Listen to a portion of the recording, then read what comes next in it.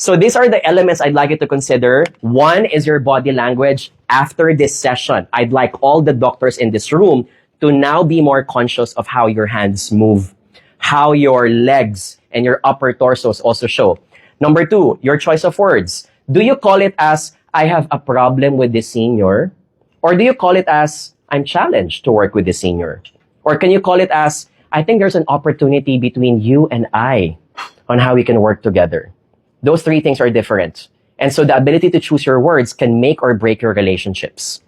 Number three, it's also about your manner of speaking. We vote for politicians around the world with lower, deeper voice, whether you are a male or a female.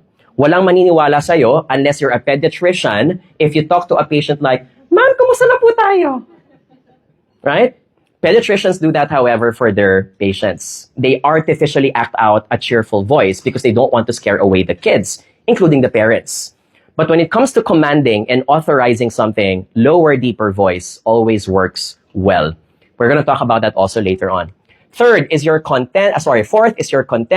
Fifth is going to be about your structure or organization of thoughts. Are we the type of speaker wherein panagasalita tayo parang walang comma at walang period? Na pati ikaw hinihingal?